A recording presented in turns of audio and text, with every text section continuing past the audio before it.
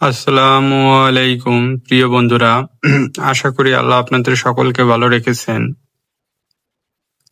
আজকে আমরা ৪২তম BCS preliminary সহ অসংখ্য চাকরির পরীক্ষায় বারবার আসা দুইটি গাণিতিক সমস্যা এবং তার সমাধান নিয়ে আলোচনা করব। তো প্রথমত আমরা যে সমস্যা নিয়ে আলোচনা করব সেটা হচ্ছে ১ থেকে ৪৯ পর্যন্ত সংখ্যাগুলোর গড় কত। প্রিয় বন্ধুরা, যদি গড় নির্ণয়ের অঙ্ক আসে তাহলে প্রথমেই আমাদের যে বিষয়টা লক্ষ্য করতে হবে যে সেটা হচ্ছে সংখ্যাগুলো ক্রমিক কিনা, অর্থাৎ পরপর কিনা।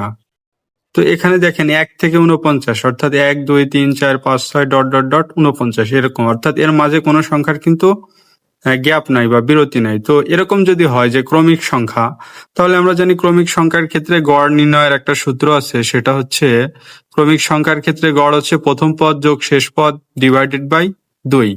প্রথম পদ যোগ শেষ পদ ডিভাইডেড বাই ২। তো বন্ধু দেখেন এখানে ধারাটি হচ্ছে ১, ২, ৩, ৪ ডট ডট ডট ৪৯।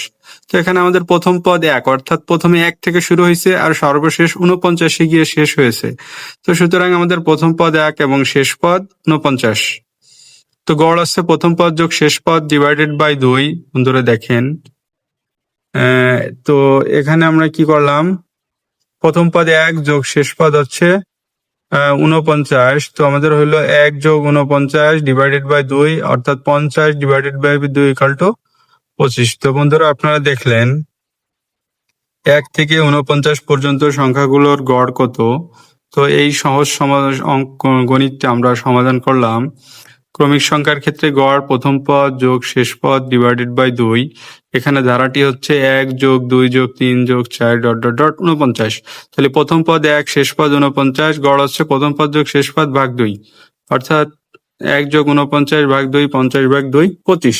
অর্থাৎ ১ থেকে ৪৯ পর্যন্ত সংখ্যাগুলোকে আমরা যদি যোগ করে সবগুলো সংখ্যা যোগ করি, যেমন ১ যোগ ২ যোগ ৩ যোগ ৪ যোগ ৫ ডট ডট ডট যোগ ৪৯, এরকম সবগুলো সংখ্যা যোগ করলে এবং সেটাকে যদি ৪৯ দিয়ে ভাগ করিস, কারণ আমরা বন্ধুরা গড়ের ক্ষেত্রে আমাদের সূত্রটা সাধারণ জানি যে সংখ্যাগুলোর সমষ্টি ডিভাইডেড বাই মোট কতগুলো সংখ্যা সেখানে আছে। তো সেইভাবে যদি আমরা করে দেখি তাহলে আমরা এখানে দেখবো ২৫ আসবে। তো ঠিক আছে, এরপর হচ্ছে আমরা পরবর্তী সমস্যা যাই, পরবর্তী গণিত সমাধান করে দেখি। এখানে দেওয়া আছে কি, টাকায় ৩টি এবং টাকায় ৫টি দরের সমান সংখ্যক আমলকি ক্রয় করে এক ব্যক্তি টাকায় ৪টি দরে আমলকি বিক্রয় করলেন, ওই ব্যক্তির শতকরা কত লাভ বা ক্ষতি হলো। টাকায় ৩টি এবং টাকায় ৫টি দরে আমলকি সমান সংখ্যক আমলকি ক্রয় করে এক ব্যক্তি টাকায় ৪টি দরে আমলকি বিক্রয় করলেন, ওই ব্যক্তির শতকরা কত লাভ বা ক্ষতি হলো। সমাধান, ক্রয়ের ক্ষেত্রে ১ টাকায় ৩টি, ১ টাকায় ৫টি, মানে কিছু আমলকি কিনছে ১ টাকায় ৩টা করে এবং কিছু আমলকি কিনছে ১ টাকায় ৫টা করে। তো সবগুলো মিক্সড করে সে ১ টাকায় ৪টি করে বিক্রয় করছে। সেজন্য আমরা লিখছি বিক্রয়ের ক্ষেত্রে আছে ১ টাকায় ৪টি। তো দেখেন ৩টি আর ৫টি করে কিনছে, ৪টি করে বিক্রয় করছে। এখন এই সংখ্যা ৩টিকে যদি আমরা পরপর লিখি ৩, ৪, ৫, তাহলে ৩টি আর ৫টি করে কিনছে আর ৪ কিন্তু বন্ধুরা দেখেন মাঝখানে, অর্থাৎ এখন ৩, ৪ এবং ৫ ধারাবাহিক সংখ্যা।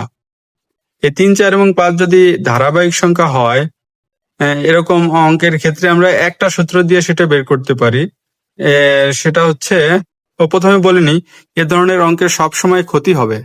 এ ধরনের অঙ্কে যে ব্যক্তি কিনে বিক্রি করছে ১ টাকায় ৩টা এবং ১ টাকায় ৫টা করে কিনে সবগুলো মিক্সার করছে, তারপরে সবগুলো ১ টাকায় ৫টি করে ৪টি করে বিক্রয় করছে, তো এই ক্ষেত্রে তার লস হবে এবং লস বা ক্ষতি হবে, এবং ক্ষতির শতকরা হার হচ্ছে ১০০ ডিভাইডেড বাই মাঝের যে সংখ্যা, অর্থাৎ ৩, ৪ এবং ৫-এর মাঝের সংখ্যা কত বন্ধুরা দেখেন, মাঝের সংখ্যা হচ্ছে ৪।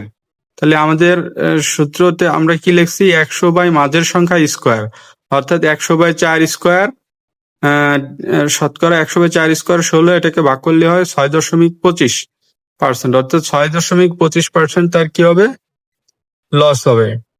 টাকায় ৩টি এবং টাকায় ৫টি দরে সমান সংখ্যা কিনে যদি টাকায় ৪টি করে বিক্রি করে তাহলে তার ৬.১২% ক্ষতি হবে। তো বন্ধুরা আপনারা বুঝতে পারছেন, আরেকবার একটু বলি, ৩টি করে কিনছে, ৫টি করে কিনছে, ৪টি করে বিক্রি করছে ১ টাকায়।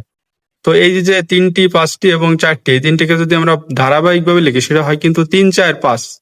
তো এরকম যদি ধারাবাহিকভাবে হয় অথবা এরকম লিখতে পারি টাকায় 6টি এবং টাকায় 7টি করে কিনে টাকায় 8টি করে কিনে টাকায় 7টি করে বিক্রয় করছে, তাহলে 6, 7, 8 ধারাবাহিক সংখ্যা। তো সেক্ষেত্রে বন্ধুরা দেখেন সূত্রটি কিন্তু এরকম যে 100/4² সমান 100/16 আর সমান 6.25%, অর্থাৎ 6.25% তার কি হয়েছে, ক্ষতি হয়েছে।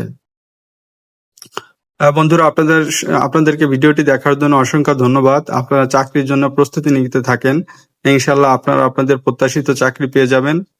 কখনোই ধৈর্য হারা হবেন না, সর্বদা চেষ্টা চালিয়ে যাবেন। আল্লাহ আপনাদের সকলের মঙ্গল করুক, আপনাদের দিনটি সুন্দর হোক। আসসালামু আলাইকুম।